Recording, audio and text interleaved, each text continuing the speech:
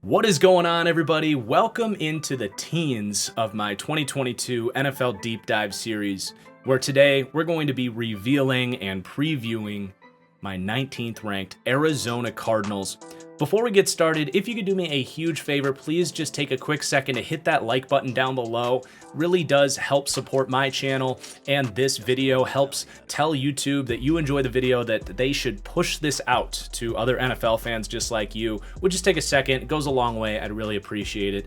Also, if you enjoy, do make sure you subscribe and turn on notifications so you do not miss any of these deep dive team previews as we count down to the number one team in my power rankings. And man alive, have the Arizona Cardinals truly embodied their head coach, as for the second year in a row, in honor of Cliff Kingsbury, this team has just nosedived off of an absolute cliff in the second half of the season. This is a team that was 10-2 last year. Things were looking up. Kyler Murray was an MVP favorite, and they go and lose 5 of their last 6 games, including an ugly playoff loss where I felt the need to make a video calling them soft, stupid, and scared. And the reality is, when Cliff Kingsbury was hired out of the Big 12, there were some very legitimate questions of not if he could orchestrate a good offense, but is he going to instill winning football at the next level? More so, can he bring an element of physicality and toughness that was non-existent in the Big 12 football that he grew to know at Texas Tech? And first couple years was definitely in question. Another offseason here of adding flashy toys and ignoring the line. Frankly, probably getting worse, at least on the defensive side of the ball. Something we will take a look at. But man, I'm just going to be straightforward before we talk about the reasons for excitement on this team. I don't know if this team is heading in the right direction with Cliff Kingsbury. I think this team has everything to prove, and I think Cliff Kingsbury has everything to prove, because you can point to so many different things that tell you that he wants to play Big 12 football in the NFL, and it's just not something that can work. Whether it's the wear and tear of this team as the season goes on, whether it's on film, then them getting absolutely just bludgeoned in the trenches in tough losses to teams like Green Bay, Indianapolis, the Rams, the real tough teams in the league that they need to beat in the playoffs, not being able to do that. So a lack of mental and physical toughness on the field as the season goes on. Additionally, as I mentioned, the offseason, they just don't seem to prioritize those meat and bones aspect of the roster. You also look at a quarterback that's loud and unhappy here, a star wide receiver getting suspended for PEDs. This team is just a little bit loose and squishy on the field, and that to me does come back to the head coach and the tone that they're setting for this organization. And it sure as hell does not help when you look at this team's offseason, where not only do I disagree with sort of their approach, adding flashy toys like Marquise Brown and for some reason drafting a tight end in the second round when they're perfectly fine there. But unlike a lot of teams we've done in this deep dive, I look at their key departures and additions. I'm not even sure they got better this year, which is not what you want to see from a young team that you're hoping to get, take those next steps forward. So on offense, they do lose Christian Kirk, a really good receiver, but I can't blame them for not paying him what he ended up ultimately getting. They bring in Marquise Brown. That's a move I am excited to see him on this offense. But again, it's a new toy, something they probably didn't need.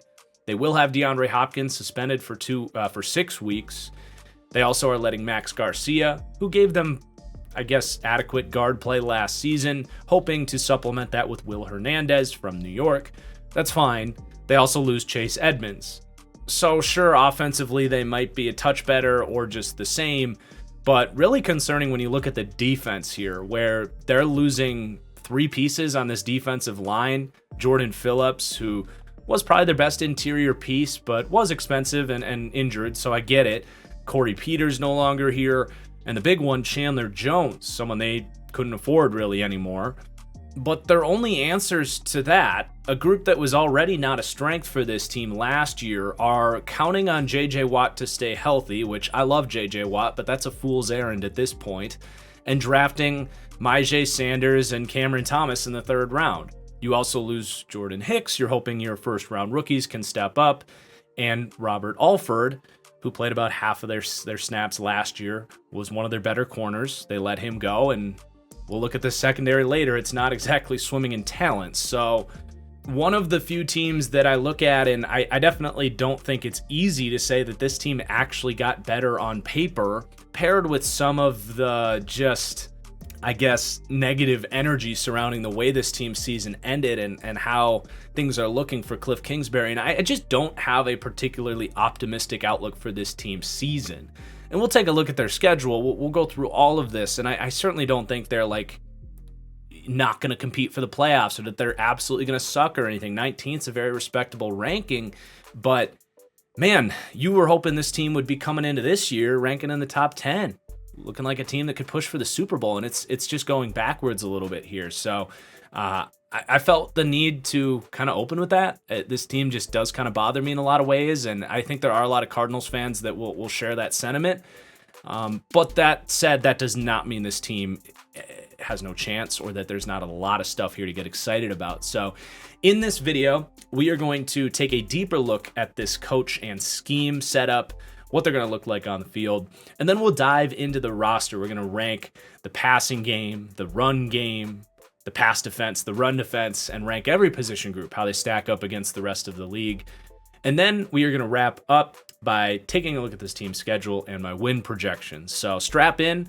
We're going to dive into this Arizona Cardinals team, starting with this coach and staff breakdown. I think I've been pretty clear that I have a negative outlook on Cliff Kingsbury, and I rank him 26th in the league. That to this point has been discussed. But let's talk about his scheme a little bit. He has that air raid system here in the NFL, and it's unique. This Cardinals offense does look unlike anything else that we really see in the league right now.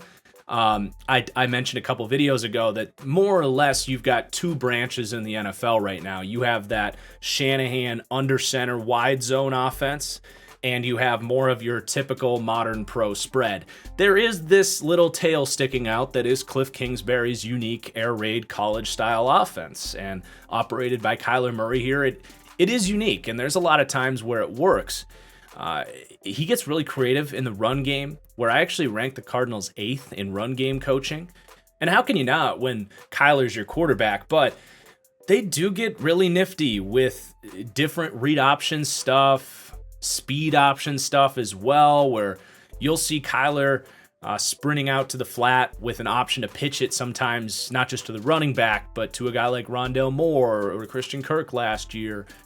They really do utilize Kyler as a running threat, and when it's working, it is really damn difficult to stop. So I do think that's probably what Cliff Kingsbury and Sean Kugler here, who gets promoted to offensive coordinator this year, they do that very well. As far as the passing game goes, they're very mesh heavy, just as you would expect for an air raid offense, where you've got those double crossing routes and then a second layer read on top of that. That's kind of the core of the offense, but you're going to get a lot of classic quick game concepts. And on third down, they'll get vertical. They'll do a lot more traditional NFL dropback stuff, but definitely mesh heavy when you think air raid offense, trying to force zone defenses to make a decision and making those reads pop open in front of Kyler's face, making those reads easier on those mesh concepts. So it's definitely an integral part of this offense. I mentioned Sean Kugler. We don't know a ton about him and sort of his background. He's kind of been all over the place as an offensive line coach, but clearly ascending through this organization.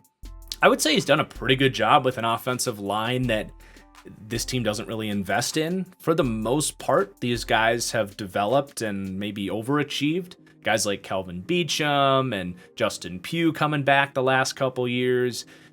We've seen the development of DJ Humphries at left tackle. So he's done a good job with the O-line, and I think he's probably in Cliff's ear with a lot of the run concepts. Oftentimes the run game runs through the offensive line coach. So, he doesn't have some distinct scheme that he's learned under, but he gets promoted this year and he's an ascending guy to keep an eye on. And then you go over to the defensive side of the ball, and I'm just not a huge Vance Joseph guy either. I think he's fine. There's only so many like truly bad defensive coordinators in the league worth going after. So I think he's adequate, but he is towards the bottom end of defensive coordinators that I'd want, in my opinion. I just don't think he's really done a whole lot in his opportunities. And his scheme, I think, is a really complicated scheme that requires an immense amount of communication and understanding of different players' assignments on the field. And I just don't watch the Cardinals and say, wow, they're super disciplined and are truly well coached. And he definitely runs a bit of a unique scheme. It's got a lot of different influences, all coming from 3-4 defenses, whether it was Greg Minuski in San Francisco, that Wade Phillips Broncos style defense that started in Houston, and Paul Guenther for the Bengals in 2014, 2015. But this is a term I kind of coined for this defense, a mix and match defense. Very complicated pre-snap safety rotations. You'll see Budda Baker and Jalen Thompson and even late in the year, Deontay Thompson a little bit. These guys are just constantly moving up and down, and they can really rotate into any coverage they want. They do like man coverage, but they will run a ton of zones that quickly turn into man as well. Very much counting outside in, and you got to know who your guy is. But that also means you've got to be able to communicate mesh points and not get run off of your coverage by whether it's a pick play or a switch route on the outside. It's not an easy defense to run when you have guys with pretty crazy pre-snap alignments, oftentimes playing with poor pre-snap leverage, and you really have to communicate who's got who on the back end. In theory, this has a really high upside as a defense because it can just confuse the shit out of quarterbacks. But again, I don't think Vance Joseph has accomplished that here in Arizona. There's some moments for sure when things are working, but there's a lot of ugly moments with this defense too. So I like his scheme. I think it's creative, but I think he's just got to do a better job with it. It's that simple. And maybe simplifying things a little bit could actually benefit the Cardinals, just allow this team to play a little bit faster, especially after this year. They kind of lost some talent there, but it's a big year for this staff. I think all these guys absolutely on the hot seat. If they don't make the playoffs, I think it's very likely that everybody here is out. But now I want to talk about the roster here, and starting with the offensive side of the ball, where they're going to rank pretty well. They rank 11th for me for passing game, and they rank 8th for run game. So this is not the area of the team that I'm pessimistic about. And I actually feel like I'm a little bit higher on Kyler Murray than where the consensus is right now. I still rank him 10th as a top 10 quarterback, our first top 10 quarterback in this series. And that just goes to show you how special Kyler is, that he is the first top 10 quarterback to be revealed, because I don't think the team around him is spectacular. But it was fun prepping for this series because I got to go back and watch some of Kyler Murray's tape from the first half of the season, when he was, to me, the MVP front runner and was lighting up the league both with his arm and his legs. And what he does with his feet speak for itself. He's the second best athlete in the league at quarterback as a ball carrier, behind, of course, Lamar Jackson. And everything he does in the designed run game is remarkable. His ability especially to edge out pursuing defensive ends and linebackers, because he's faster and quicker than them to the corner. And then once he kind of sneaks around that corner, he'll scamper up the sideline and get you another 10 yards. So he does that so consistently. But I think you can actually make a case that Kyler is a better scrambling quarterback than Lamar Jackson. Not that he's better with the ball in his hands, because Lamar would be one of the best running backs with the ball in his hands if that were his role. But to be effective as a scrambling quarterback, you got to know when it's appropriate to scramble. And you also need the threat of being a great vertical passer so that teams aren't so focused on your scrambling ability.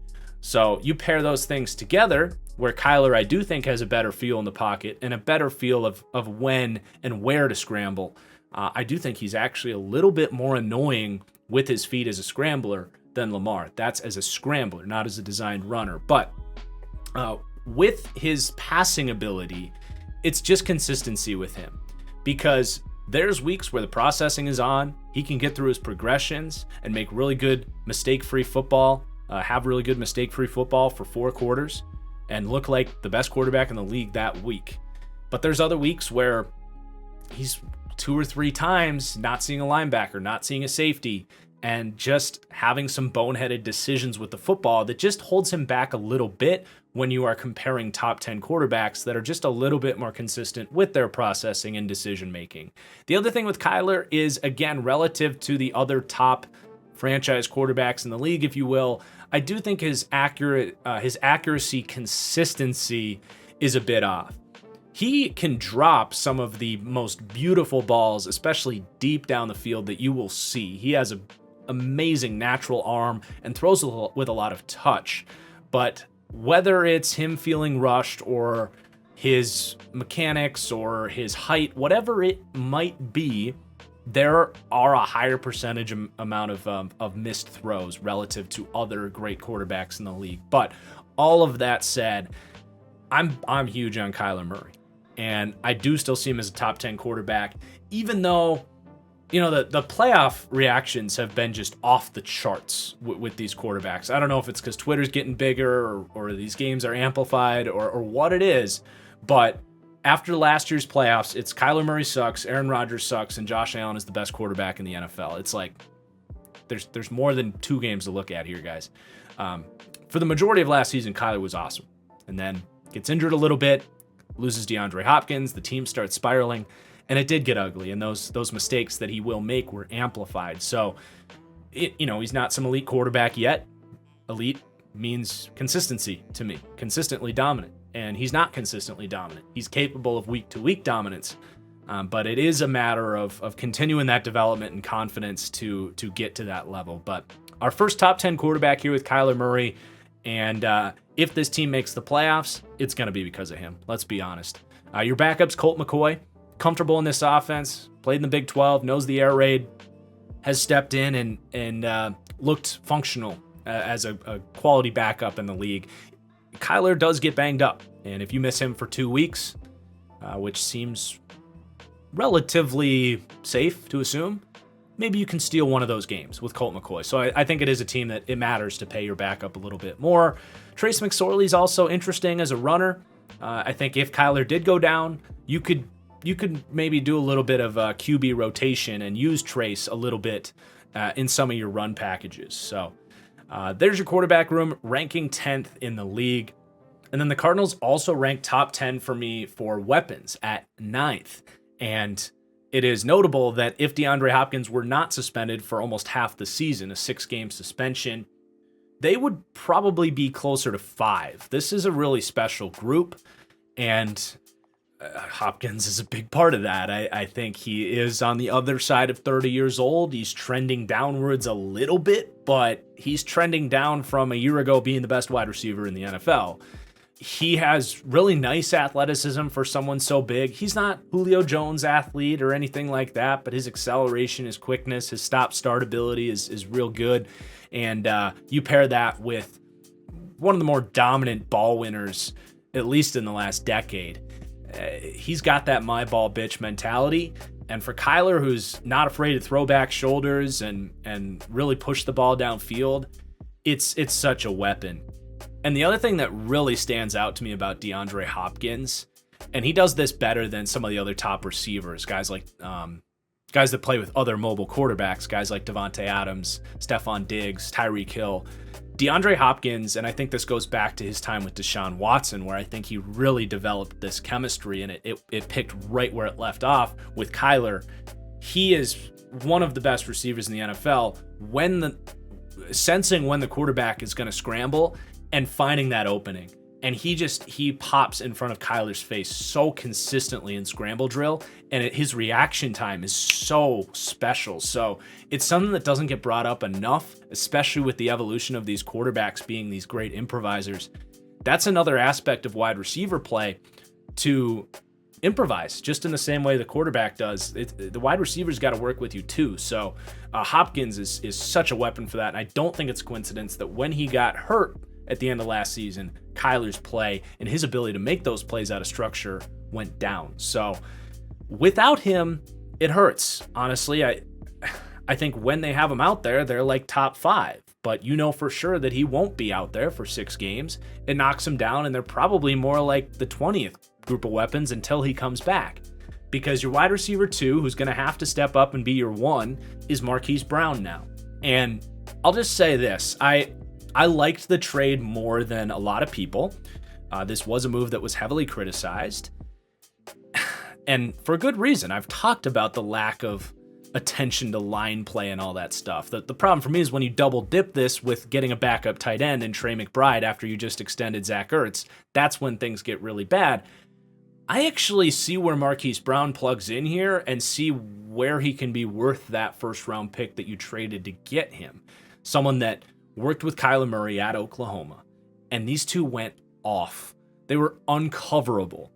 And Marquise Brown brings a vertical aspect that Kyler loves, and this team hasn't truly had. Hopkins is a ball winner, but he's not a take the top off the defense type like Marquise Brown is. They're going to have him running goes and posts and deep crosses like every single play, and it's going to open everything up here. So especially when you get DeAndre Hopkins back, I think Marquise Brown's going to make a huge impact and actually be better here in Arizona than he's been in Baltimore, because let's face it, Lamar and the offense that they ran in Baltimore was just not a system conducive to high-end, deep vertical passing, especially on the outside. This offense is.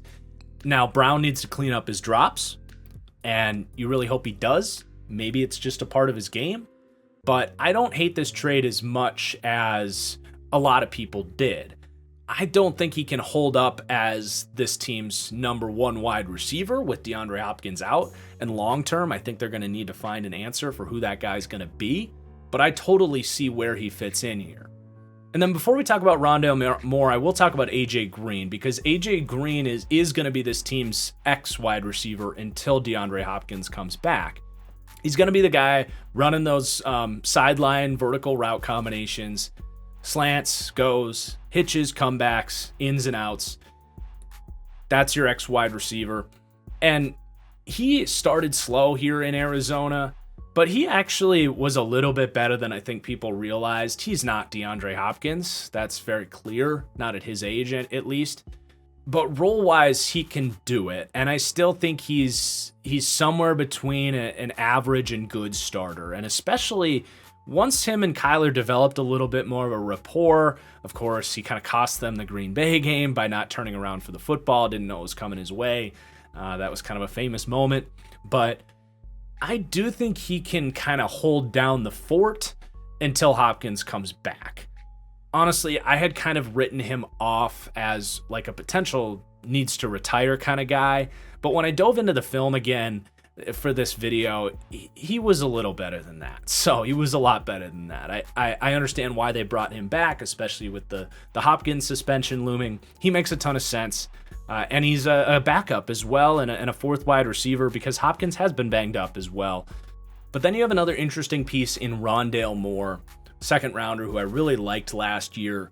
As far as his athleticism, he's like a mini Saquon. Like, he is rocked up, remarkably quick, has long speed, super difficult to tackle in the open field, but a little bit of the same deal where it's like, what do you kind of do with him? Because his skill set's very much unproven, and he is smaller, so it's harder for him to consistently win on the outside as a receiver. But in this situation where you have your answers for all the different roles, Rondale Moore has a pretty clear path now to operate in the slot with the absence of Christian Kirk and be very much the design touch guy. And I think now that Kirk is gone, I think Rondale Moore is going to have a much more easy easy production, I would just call it. I think he's going to be asked to do what he's capable of, running whip routes. He'll be one of the drag guys on there when they run mesh, which is all the time. And he's just a tough cover. He's really tough to tackle in space. They'll bring him into the backfield. He can run routes out of the backfield. He can do a little bit of what Chase Edmonds did for this team as well. So he's just a versatile weapon. And I'm excited for what he's going to bring to the table, especially when Nuke gets back and you can kind of open all this stuff up. So I think better things on the horizon for Rondale. Not that he sucked last year. There just was only so many touches to go around. And then as far as the depth goes, you have Antoine Wesley, who they had to lean on last year as a perimeter receiver. Just not a great athlete. Hands aren't as good as you'd like to see for such a big guy, but for a fifth wide receiver, he showed he can play a little bit. And then Greg Dortch is your Rondale Moore backup as a small kind of scat back type. And actually Andy Isabella, a second round pick 3-4 years ago. He's kind of on the trade block right now. He's a cut candidate. He has not looked good on this team. Just has not really shown anything. Like, he was supposed to be kind of a speedster coming out of, was it Massachusetts? And honestly, like, his game speed does not reflect his 40 time from what I've seen. So I think they know that. And he's kind of maybe going to be an odd man out here. And I think they keep those top 6 and maybe a 7th between Isabella and Christian Blake, who's played a little bit in the league. I don't see a whole lot from the guys behind them. But yeah, fun group of wide receivers that'll be damn good once Nuke gets back. One of the best, honestly. Then with the tight ends, they re-signed Zach Ertz. I think it was about 3 years, north of $30 million. And a really nice deal for Ertz, who was definitely trending down in Philadelphia, but not a super explosive passing game there. Just wasn't a great fit. And he comes to Arizona, that is a scheme that probably allows for a true receiving tight end to exist more than anybody, because they're not going to ask these guys to block quite as much, especially like under center and stuff, like firing off the ball. Inside zone from shotgun, sure, but that's always been the thing with Zach Ertz, is he's not much of a blocker, but he can still run routes. He still has extremely firm hands. He'll box out guys on stick routes, can clear into the second level on in breakers. So he's definitely a good piece. And honestly, he was one of the more productive tight ends in the NFL last year once he got comfortable with Arizona, and a fantasy sleeper in my opinion. Once Nuke gets back from suspension, you might see him drop off. So it's not a fantasy football show here, but maybe grab Ertz, have him go off for the first month, and trade him before Nuke gets back. It's something to think about. But still, to me, a top 10 receiving threat as a tight end because of his reliability and his craft to find holes in zones as well. So definitely another nice weapon to have. They draft Trey McBride. I love Trey McBride. He was my number 1 tight end. I don't get it, though. I do not understand this draft pick over maybe a Travis Jones out of UConn, or a pass rusher on the edge, or an offensive lineman. Like, man, you just extended Zach Ertz. You brought Max Williams back, who can play when healthy. Steven Anderson's functional. Like, you have depth. Why draft Trey McBride right now? It just didn't make sense. But dude's a stud. He's got runaway speed. I think he's comparable to like Mark Andrews coming out of college. Maybe even a little bit of a better run blocker.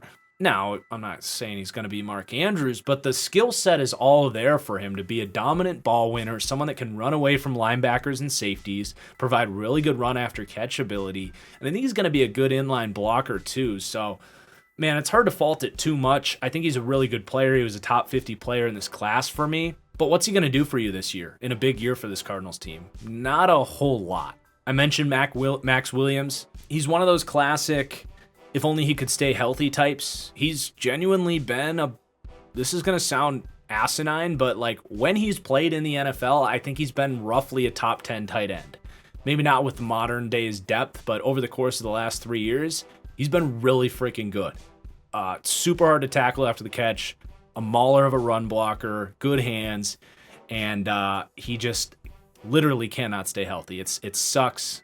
You can't count on him, but as a third tight end, getting 100 snaps, maybe he can make it through a year. And then Steven Anderson's a nice kind of flex piece as well, with some speed in this offense. So I think you run 4 deep there. Wells and Yelder have played and competed in the NFL, but probably no room for them. Then it's a little bit less exciting with the running back room. James Conner's excellent pair of hands. Toughness to bring him down, but not super shifty in space, not some crazy route runner, a phenomenal pass blocker. So he's just kind of a reliable receiving back, but to call him a weapon might be putting it too far. Like, he's there as a check down option, a screen guy, and a pass protector. So that's useful when you have all these other pieces, but he's no Austin Eckler. Darrell Williams, very similar attributes to James Conner. I think they just see him as a backup to James Conner, who has had some health stuff throughout his career. And then Eno Benjamin's someone I definitely have my eyes on, who I actually think is going to play a role on third down. If you remember, they lost Chase Edmonds, who played about 500 snaps last year. And I think they see Eno Benjamin as their immediate backup. He's someone, again, dynasty football, I picked up. I put my free agent budget on him. I liked him coming out. I thought 7th round was great value. He has scat back, third down scat back written all over him. Elusive in space, a good route runner, was good at it in college. So I like what he's going to do. I've heard good things about early camp and how he's looking. So Eno Benjamin to emerge as a Chase Edmonds type of back is far from crazy. So definitely someone that is trending up, in my opinion, that just hasn't shown much yet. They do draft Keontae Ingram late in the draft. I was not a big Keontae Ingram guy.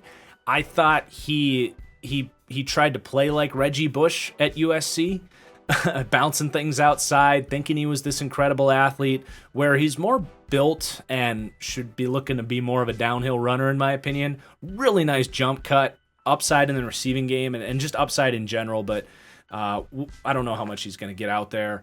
Jonathan Ward as well. You got to keep an eye on him just because he's the one that made that just stupid good catch on the fake punt. Like, it was a David Tyree helmet catch type of deal. So if he's got that concentration down the field and that toughness, it's someone to keep an eye on. And Rivers and Pletcher are also scat back types as well. So they're definitely looking for that Chase Edmonds replacement with all these other guys. And then they just have their James Conner backup and Darrell Williams. So 9th for overall weapons, 10th at quarterback. That's where your upside is, man. And those are really important spots to have to rank well at. I mean, that's what the modern game is all about, right? So if everything else can just kind of elevate slightly and allow these guys to thrive, it's pretty easy to picture how the Cardinals end up competing in the NFC West and having a top 10 offense, really. But the rest of the offense that we're going to go through here isn't quite as optimistic. And we're going to revisit the running backs real quick as runners of the football.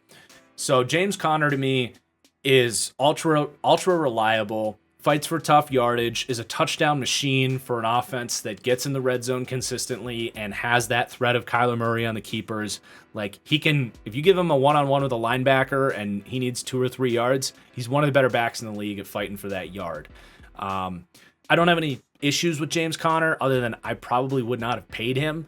I think you can put a Darrell Williams in there and get 90, 95%, save some of that money, spend it on an O-lineman or something. It's going to give you better blocking, but he's back and he's one of the more likable players in the league. Cancer survivor. Like, I get it. I get why they like James Conner. It's just not the route I would have gone as far as bringing him back.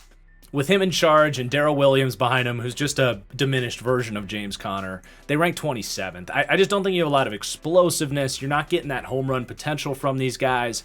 You're not even getting that many like broken tackles or crazy plays in space. Like, you're getting, consistently backs that can churn out yardage between the tackles, and that's about it. I've talked a little bit about Eno Benjamin being a guy to keep an eye on, more in the third down running game, but if it's 3rd and 4, a guy that can run inside zone and be a little bit better between the tackles than you'd think for a smaller guy. He's not a twig. He is like close to 210 pounds at like 5'9", so that's close to the Kareem Hunt build. So again, someone I'm keeping an eye on to win that Chase Edmonds role, where they did have a pretty even split. They wanted that more explosive back out there for some of their run concepts like Chase Edmonds. Talked a little bit about Ingram, Jonathan Ward, Pledger, and Rivers being kind of scat back types. It's just not an overwhelming running back room. It's not going to hold them back, but it's not going to elevate this run game much either. The one thing that is going to elevate this run game immensely is Kyler Murray, giving their run grade an 8% boost, which is second in the league to only Lamar Jackson and the Ravens. You cannot underestimate the value that his presence in the run game puts on this offense. And the weeks that the Cardinals are looking their best, it's when Kyler has 5 or 6 carries for 50 yards. Because not only is he picking up good yardage on those runs, it's the threat of him keeping it that opens things up for these guys underneath and makes things easier on the offensive linemen. It is the ultimate numbers advantage. And that's what the run game is. So Kyler Murray is a +1 in the run game and some. You pair that with a coaching staff that has shown to me to be very creative with their run game. And that is how you end up with the 8th ranked run game, despite a middling group of running backs. And as we look at this offensive line, not really a special group, but it does go to show you how much the run game can really lean on understanding what that numbers advantage can do for you. And the Cards lean into it, just at a diminished way of kind of how the Ravens do with their quarterback. But now we're going to move on and talk about this offensive line. They're kind of a mid-tier offensive line. It's a group that allows them to do what they want to do, but definitely doesn't help them do what they want to do. And I would say it leans more towards holding them back more than it does helping them thrive. But at left tackle, you have DJ Humphries, who's come along relatively nicely here. He still has his deficiencies in pass pro, whether it's his foot speed or his hand placement or understanding of how other linemen are going to, approach him and try to beat him and what counters to use against those moves. But a really good athlete with a ton of strength who's really tough to get around and get through. So he's solid in pass pro, and he definitely leverages his get off and his strength in the run game. He's their best guy, at least their most reliable guy, because we don't know for sure what we're going to get from Rodney Hudson. But then Justin Pugh at left guard used to be a kind of Pro Bowl type of guy, and he's not that anymore. But he's had a nice little revival here. Just a good balanced guard. I do like him more in pass protection. Just the technique's very sound. I think his grip strength is good. But at this stage in his career, lack of athleticism, not really firing off the ball or creating a lot of drive on these inside zones. So he's solid. Then Rodney Hudson at center is interesting and a bit of a swing point for this offensive line. He's a potential Hall of Fame type. I mean, he's one of the best centers of the last decade for sure. He's probably going to fall short of the Hall of Fame, but he has been that good throughout his career. The problem is the last 2 years, he hasn't been that guy. He's up there in age, just turned 33, and just hasn't graded out as well. He's been getting beat one-on-one. He hasn't been the run blocker that he once was. So it's understandable, and it definitely doesn't look to be trending up for him. I can see it being possible that he has his best year in a couple years because his last year with the Raiders wasn't great. Last year for them, struggled to stay healthy. And even when he was out there, wasn't a huge difference between him and even like Sean Harlow, who stepped in. Hudson was better, but it wasn't like dramatic. I do like the leadership he brings to the team. And as far as signal calling and blitz pickup and stuff, he's going to have this group working better together. So I'm not saying it's interchangeable with him and Sean Harlow by any stretch of the imagination, but definitely trending down, and you just don't know for sure what you're going to get from him, whether he's on the field or not. Then at right guard, another huge question mark, Will Hernandez. He's been on that Giants O-line that's been a train wreck the last couple years, and it is hard to really succeed as a guard when everything around you is falling apart. He has the talent. He came into the league and was pretty good as a rookie, but ever since then, he's gotten worse and worse and worse. He's losing some of that confidence. I just don't know for sure what they're going to get from him. This is a repeat of what they did with Justin Pugh. They picked Pugh up from the Giants, and he played better with the Cardinals. They're hoping for the same from Will Hernandez, but him and Will Garcia, who they had out there last year, I'm expecting comparable right guard play with Will Hernandez. And then at right tackle, Kelvin Beachum, one of the most technically sound tackles in the league, but also one of the most uniquely weird builds and athletes out there. Like he's not a great athlete in space. He's a putrid run blocker, just completely unable to get to spaces and generate drive off of his snap. But moving backwards, he can keep everything in front of him. He protects his chest pretty well. and has just been a really stable pass protector for a long time in the NFL, and I expect you to get some more of that. So he's also kind of solid. But you'll also see that lack of athleticism show when he loses in pass pro. As far as the depth is concerned, I like that you have Justin Murray. He's a classic swing tackle type, kind of a poor man's Kelvin Beachum. Not a great athlete, but can set quickly and get in your way in pass pro and hold down the fort when used as a backup. He could even be a right guard if Will Hernandez continues to really struggle, which is certainly possible.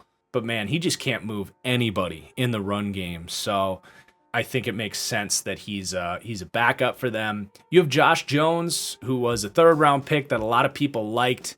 He was a liability for them at guard when he got to play last year. Looks like they're going to be moving him back to tackle where he played in college. And hopefully you don't have to go to him. He still has some potential, but it has not been pretty so far. The rest of those tackles not really worth mentioning. Then on the interior, I talked a little bit about Sean Harlow. He did play, 5-6 starts for them last year, and he was fine. Didn't show to be like some promising starter or anything like that, but wasn't a turnstile. They draft a couple of late-round guys. This is their investment on the O-line. Will Hernandez, Lecitus Smith, and Marquise Hayes. That's just not enough. Let's just face it. These guys got to go against Aaron Donald and Nick Bosa 4 times a year. I just don't get why they ignore this group as much as they do. But Lecitus Smith is an interesting athlete, strong hands, but plays a little bit upright and needs to develop his technique. And then Marquise Hayes is just a mauling type. Does fit the scheme, can anchor down and drive guys on inside zone runs that they love here. So I like the fit. Keep an eye, I guess, on Marquise Hayes, who they drafted after Lecitus Smith, but I think he was a better prospect. And I would keep an eye on Hayes to potentially compete at right guard. That was a good pick, even if it was late. Danny Isidora has also played a little bit in the league, but not expecting anything there. So they do rank 18th for pass blocking, and they protect these guys by mostly getting the ball out quick on early downs. But in the true drop back pass game, you're worried about these guys, especially, Pugh, Hudson, Beachum. These guys are all getting up there in age. So 18th might even be closer to their ceiling than it is their floor. And in the run game, man, outside of DJ Humphries, you just don't have a lot of athleticism and play strength on this offensive line. Hernandez has some upside as a run blocker if he can get back into that mindset. But yeah, it's not a good run blocking unit. And thank God they get helped by the numbers advantages up front. And, this offense really spreads out the front as well, which makes things easier on these guys. But it doesn't mean they're doing a great job one-on-one. So the offense as a whole does come in 11th. I do think this is the unit they're going to have to lean on. They're going to have to lean on Kyler and these playmakers and hope that this defense can be better than what I'm projecting here, because I actually rank this as the worst defense in the NFL, believe it or not. 32nd in the league, ranking 29th for pass defense and dead last for run defense, showing some of that squishiness right there. But let's start with the pass defense. Pass rush up front, they rank 30th. Now, there's a little bit more upside there if J.J. Watt can be healthy. But, man, you just cannot count on that at this point in his career. 4 of the last 6 seasons, he's missed more than half of the year. God, I love J.J. Watt. I want him healthy. I want him to win Comeback Player of the Year and help this defense ascend to levels better than they're showing right here. But I'm counting on 8 games from J.J. Watt, and that might be optimistic. And even then, when he played last year, he was not this game-wrecking Defensive Player of the Year type either. He's very clearly trending down at 33 years old with all of these injuries. So obviously this pass rush is counting on a lot from J.J. Watt, and I think that's just straight up dumb to let Chandler Jones go and not even really address this room until the 3rd round of the draft. If you get a healthy J.J. Watt, maybe this is the 25th best pass rush, but even with that huge if, I don't like the rest of this group. They do retain Marcus Golden, who's a solid number 2 guy. He's got some power. He's a high energy guy with good strength. I don't hate Marcus Golden, but he's a middling number 2 guy and not some game changer by any stretch of the imagination, especially because he's your best true edge guy. After that, you have Devon Kennard, who's kind of a hybrid outside backer. He's spent some time as an off-ball type. He's been more of an edge guy throughout his career. Strong dude, has a little bit of power, good contained guy, but for him to be a starting pass rusher, like, there's a reason when you had Chandler Jones, he was a rotational guy, and now he's being asked to get starting reps here. That's rough. Your depth on the edge, you have Dennis Gardick, who's a situational speed rusher type. Myjai Sanders, who I did like out of Cincinnati, but I saw him as an upside of being kind of a third edge in a 3-4 system like this. In theory, this is a good role for him. I like him in early down work where he's disciplined, he's incredibly crafty, and does have some different pass rush moves, but just not a super high upside prospect. A slender guy without high-end speed or power. I don't see him making a huge impact.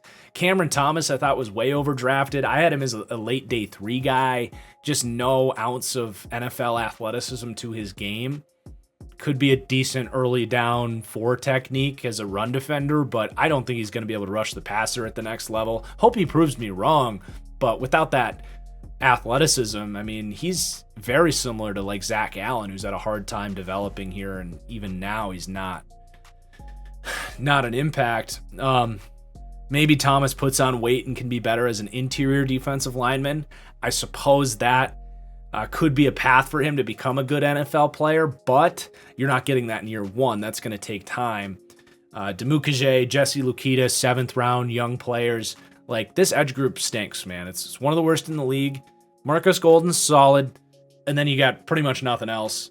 And then next to JJ, who mostly rushes from the interior, by the way. He'll play a little bit of edge, but in this defense, he's mostly a 3-tech and a 4-eye. The other key like pass rushing piece is Zach Allen, who I loved coming out, but they've asked him to put on like 20 pounds since his college days, and he's just not as comfortable as a defensive tackle. And you'll see sometimes that quickness is still in there, and he'll have some nice pass rush wins, but it's just crazy inconsistent. He's not been a good pass rusher.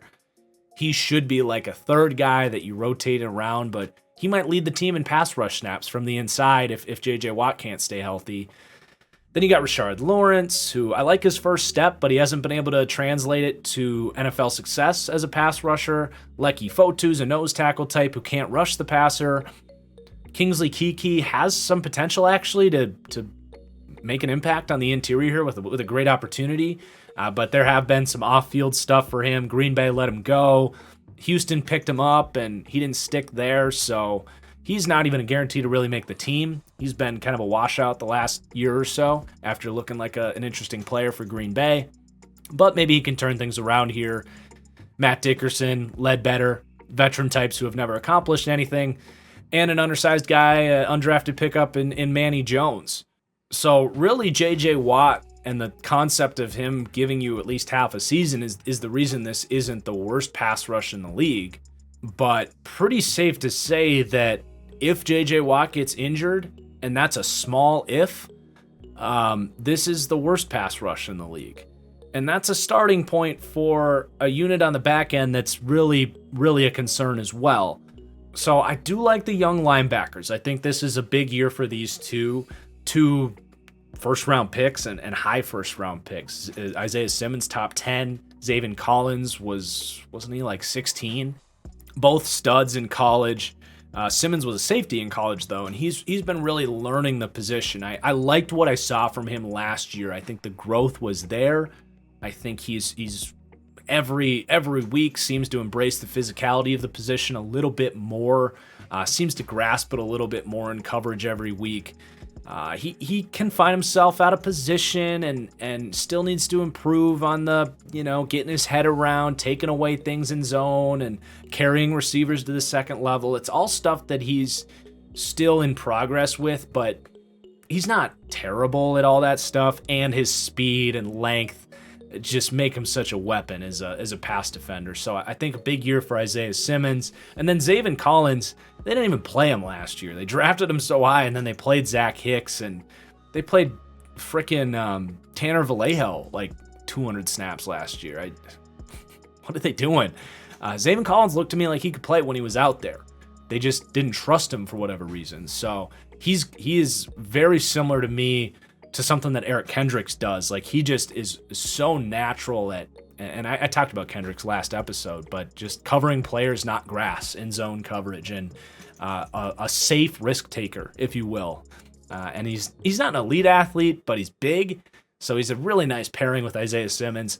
The potential is there for these two to be the best linebacking duo in the league, really. I don't think that's even a hot take, but they just need to continue to develop, and Vance Joseph needs to get that out of them, which he hasn't done to this point. They rank 15th for linebacker coverage, and I think if they're not finishing the year in the top 10, that's probably a disappointment. So that's not really where I'm worried. And the depth, I should mention the depth. Vallejo's played. Vigil, it's so funny how consistently teams sign a guy who made a big play against them. Vigil had a pick 6 against Kyler Murray. Didn't do a whole lot the rest of the year, but the Cardinals pick him up. He's played a lot of games in the NFL. He's a good backup to have. Ezekiel Turner, really a safety at heart, but if something happened to like Isaiah Simmons, he might play a little bit of that role on third down. And then that's probably all they keep. Joe Walker, Ben Neiman's played a bunch for the Chiefs, but he's no good. It's pretty normal linebacker depth. But the secondary is a major concern. They rank 28th for me. And it's not even fully clear how these guys are all going to line up. But basically, you've got your three corners here are Byron Murphy, Antonio Hamilton, and Marco Wilson. Last year, they kept Marco Wilson on the outside. And I like Marco Wilson. I thought he was a steal when they got him. Someone with just insane athletic ability. His speed, his agility, and stop-start ability to throttle down and change directions. If he can figure it out, I think his ceiling is sky's the limit type of deal. But man, he needs to anticipate routes quicker. He needs to leave less unnecessary space between him and the receiver. It's technique, it's physicality, it's film study, it's everything. He just needs to get better. He got beat way too much last year. But they keep him on the outside. That's what he did last year. He's not a physical corner, so I don't think they like him in the slot to defend the run. And then they kind of move Antonio Hamilton and Byron Murphy around based on matchups. Byron Murphy did lead this team in slot corner snaps last year, so when they are in nickel, I think it's primarily going to be him, but sometimes he'll be outside. Hamilton will be in the slot. Murphy's a good player. He is just not like some crazy athlete. He's not super big, but really good technique, super quick feet, good zone eyes. I like Byron Murphy. Ideally, he's a slot corner or a number 2 corner on the outside. Definitely not someone you want to be by far your best corner, but not so much an issue with him. Antonio Hamilton as your number 2 corner, like, are we kidding right now? Well, how is this still a thing? Go pick someone else up. It doesn't make any sense to me. Make a trade for someone. Go give the Jets a call about Bryce Hall or something. Like, you cannot be serious. These are your 2 starting corners, Antonio Hamilton and Marco Wilson? It just doesn't add up. And I understand that Jeff Gladney passed away.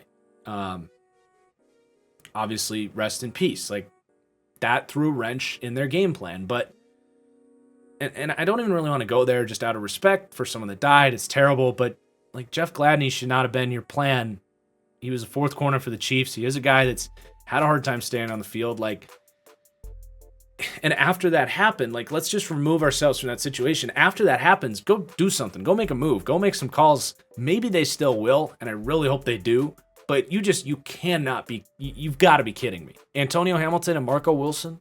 I get Marco Wilson as a 3rd corner, someone you want to develop and all that stuff, but man, it's a brutal group of corners. And the depth, there's no one here to save the day.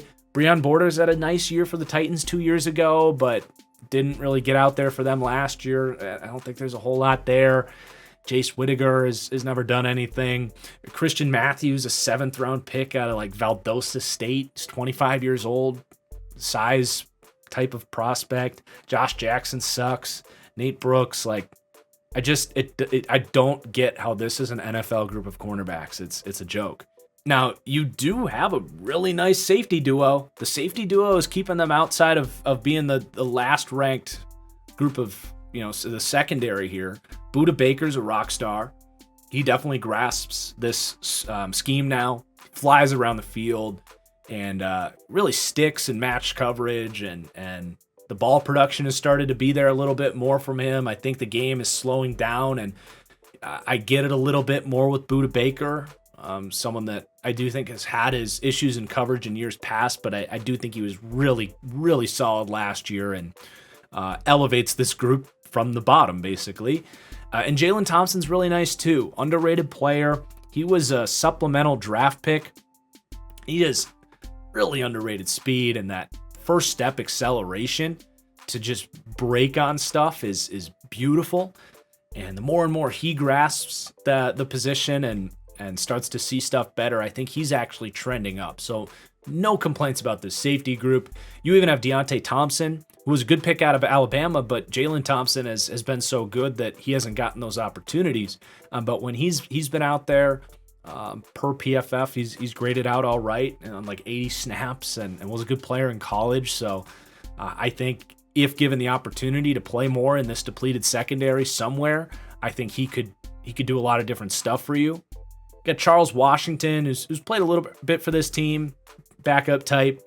And then James Wiggins out of Cincinnati. I wasn't a fan of him coming out. I actually liked his college teammate better, but someone with a lot of athletic ability that needs to develop in coverage. But that rounds out the 28th ranked secondary. And yeah, man, it's asking Budda Baker and Jalen Thompson to cover up all the deficiencies of these corners, and it's asking J.J. Watt to stay healthy just to not be one of the worst defenses in the league. And even then, I'm not sure that the upside's really there.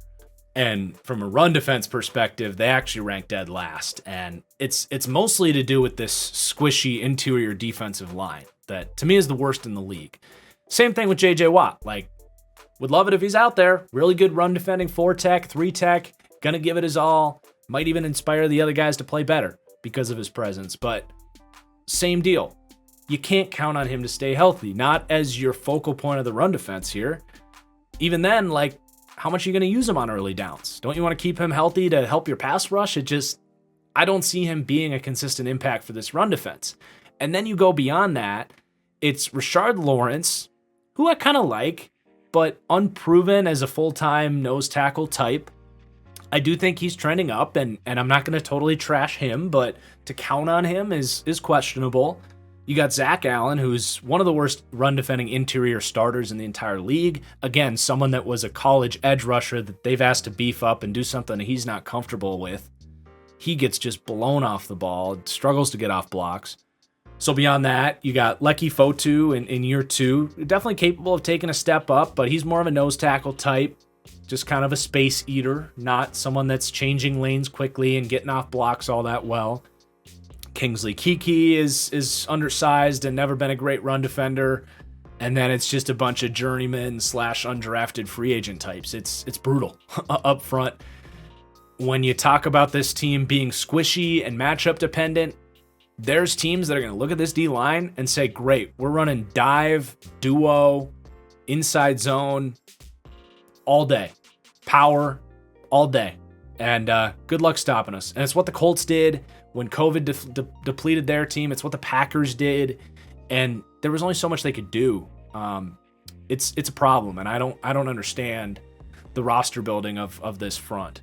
Now, the edge impact's a little better. Devon Kennard's actually pretty damn good run defender, so I got nothing bad to say about him. Marcus Golden has struggled at it throughout his career, but had a better year last year. Really big opportunity for him last year. He made the most of it. I do like Marcus Golden. I may be sleeping on his impact a little bit here, but he's nothing special. As far as the depth, Gardick is a speed rusher type. Myjai Sanders is crafty. I think he'll rotate in there and do some stuff. Cameron Thomas definitely has a chance to be a good run defender, but in this scheme, I don't know exactly what he's going to do. Right now, he's going to be an outside linebacker, and I don't like him playing that with his just bottom of the barrel athletic ability. Again, I think he should probably beef up and try to be an interior guy, similar to what they did with Zach Allen. Demukage, Lukita, I think they could take steps up as run defenders, but none of these depth pieces are something you're counting on there. Then you get to the linebackers. Certain potential here as well, certainly. I think Simmons has made some really nice splash plays. He's a heat-seeking missile. He's got long arms, and he's just kind of a fear factor type of run defender, but play diagnostics, technique to stack and shed, ability to play with leverage. He's only been playing linebacker for a couple years, so it's just a lot still needs to come with him. Zaven Collins, I really feel good about what he's going to do. Coming downhill as a box, like between the tackles, box linebacker type. Just needs to bring it and buy into his size. I will say, going back to his college eval out of Tulsa, he didn't always play with that physicality I wanted him to see. It's why my comparison for him was Anthony Barr, who's never been as good of a run defender as he could have been. But I do think Zaven Collins has just a better eye for the game than Anthony Barr, who was a converted edge rusher. So hopefully in year 2, he can really start to process things and make an impact here. But it's going to be tough with how bad the run blocking or how bad the block shedding is going to be up front, and a staff, frankly, that doesn't inspire a lot of toughness. But I do like Zaven Collins and have expectations for him to fill into this role that Jordan Hicks played last year and do it well. Again, your depth is adequate at linebacker. No one really worth noting there. Just some journeyman veteran types, but a relatively deep group. I do really like the DB run support. I will add that. Really, all these guys are good, with the exception of Marco Wilson, who sucks. Byron Murphy, when he plays in the slot, really uses that quickness and has some of the toughness, the grit of a typical slot corner. That's why, like, long term, I think he could be like one of the best slot corners in the league, but he's just asked to wear so many hats for this defense that he's never gotten a chance to really settle in there.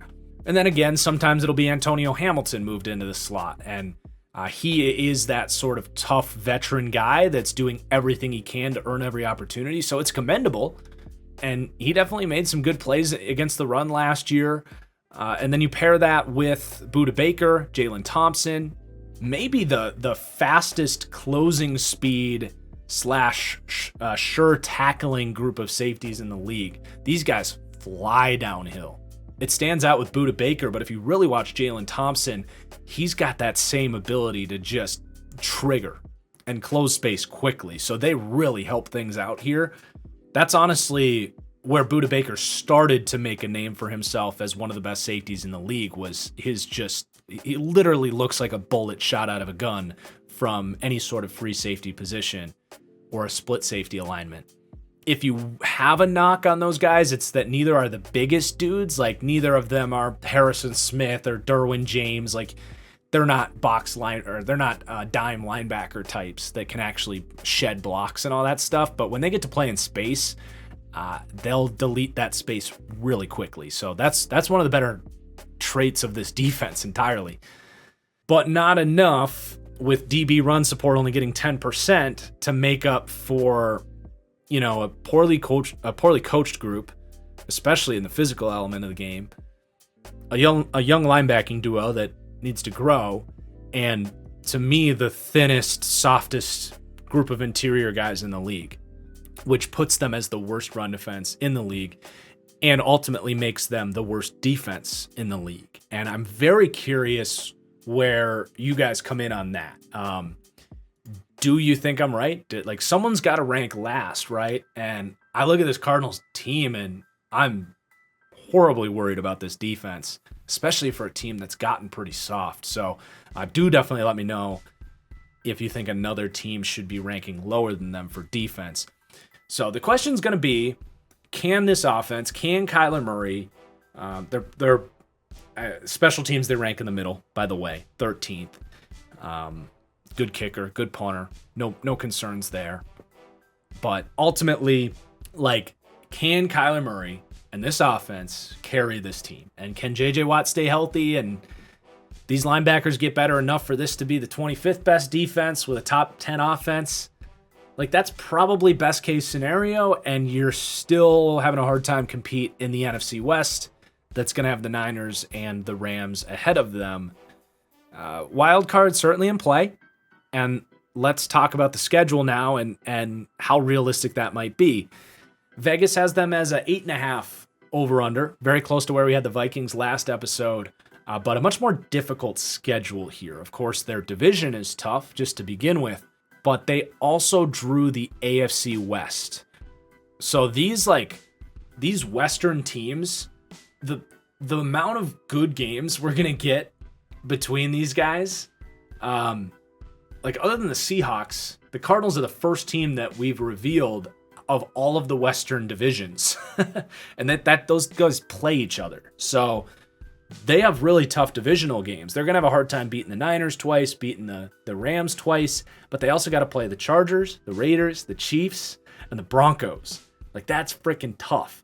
And then they also draw some tough games out of the NFC South with the Bucks at home week 16 and the Saints at home week 7. They absolutely have to, in my opinion, sweep the combination of those other two NFC South teams, the Panthers and the Falcons, week 17. And then they have to go to Minnesota and win, and they have to beat the Saints at home. Because for them to split the rest of those games, and you hope they can beat the Seahawks and get to 6. So to ask this team to split the rest of those games is a really tall ask.